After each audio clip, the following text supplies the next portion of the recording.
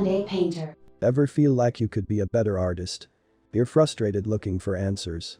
The Sunday Painter will help you with your struggles. By using these crafted short lessons, biographies with commentary, straightforward, effortless with simple tips and an easy-to-understand tutorial giving you a new way of seeing. Today we are going to study Francis Bernard Dicksee, an English Victorian painter and illustrator.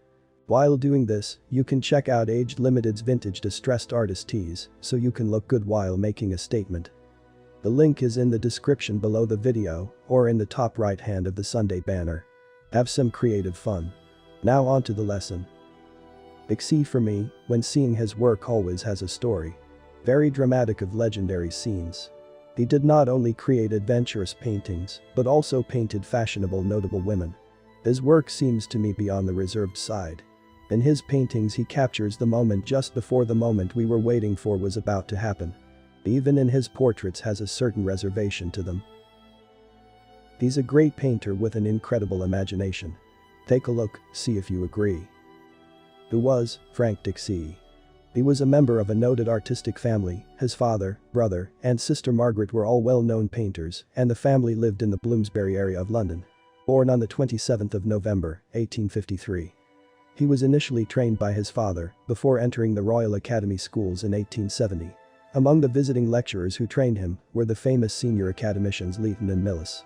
At the age of 16, Frank completed his schooling, after which he continued to help his father and work with him full-time for almost a year. A star student, earning many distinctions and medals. Like many other artists of the day, his early career was largely spent in book illustration, as well as some stained glass window design. He started exhibiting at the RA in the mid-1870s and also exhibited at the Grosvenor Gallery, though his real base was always the Academy. In 1877, under the title Harmony, it became his first picture exhibited at a Royal Academy exhibition. The painting, hung in a place of honor opposite Sir John Millis's Yeoman of the Guard, was a tremendous success and provided a real boost to the career of the young artist, who was only 24 years old. The medieval setting and costumes in this picture reflect Dicksee's interest in the Pre-Raphaelites. Many of his pictures were of dramatic historical and legendary scenes. He also was a noted painter of elegant, highly finished portraits of fashionable women, which of course helped to bring him material success. Many of these portraits are so beautiful, it is really difficult to disapprove of them. Happy was the fashionable lady whose portrait was painted by Dicksee. He also painted landscapes, which we may look at in another video. Dicksee will come to live in St. John's Wood, remaining a lifelong bachelor. He was elected president of the Royal Academy in 1924, with a charming, easygoing manner. He believed in portrayal beauty as it is. Dicksee had wonderful command over his brush. He made beautiful paintings with rich colors. In the first 2 decades of the 20th century, Dicksee had a reputation as one of the most fashionable painters of female portraits, known for his flattering depictions of female sitters and for emphasizing their beauty with accessories and glorious fabrics. Dicksee had a distinctive, thickly impasted and textured style of painting. His sensitivity to the qualities of surface is evident in the portraits he painted, where he emphasizes the contrasts of textures between materials and the skin and hair of his subjects, as in any of his subject pictures. For me, he is the class of the Romantics. The period typically called Romantic varies greatly between different countries and different artistic media or areas of thought.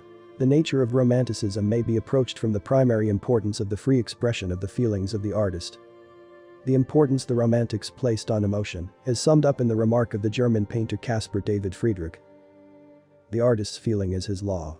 Romanticism was characterized by its emphasis on emotion and individualism, idealization of nature, suspicion of science and industrialization, and glorification of the past, with a strong preference for the medieval, rather than the classical. Intense emotion as an authentic source of aesthetic experience, placing new emphasis on such emotions as fear, horror and terror, and awe, especially that experienced in confronting the new aesthetic categories of the sublime and beauty of nature. Romanticism assigned a high value to the achievements of heroic individualists and artists, whose examples, it maintained, would raise the quality of society. It also promoted the individual imagination as a critical authority, allowed a freedom from classical notions of form and art. The reaction against the grand manner and classical ideals also manifested itself in Romantic painting and its emphasis on the landscape, shifting attention away from ugly cityscapes.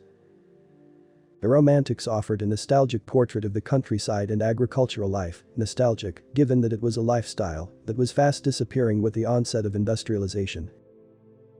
Now let's take a look at my favorite Dixie painting. La Belle Dame sans Merci. In English, The Beautiful Lady Without Mercy. The subject of this painting is taken from Keats' poem of 1819, a rather morbid meditation in which the knight is left so haggard and so woe-begone after his encounter with La Belle Dame sans Merci. Painted in 1901. Describes the encounter between a knight and a mysterious woman. It opens with a description of the knight in a barren landscape, haggard and woe-begone. He tells the reader how he met a beautiful lady who he set on his horse, and she took him to her elfin grot, where she wept and sighed full sore. Falling asleep, the knight had a vision of pale kings and princes, who cried, La Belle Dame sans Merci hath thee in thrall. He wakes to find himself on the same cold hillside, after which he continues to wait palely loitering. The knight is associated with images of death and is described as pale and withering. He may well be dead himself at the time of the story and is clearly doomed to remain on the hillside.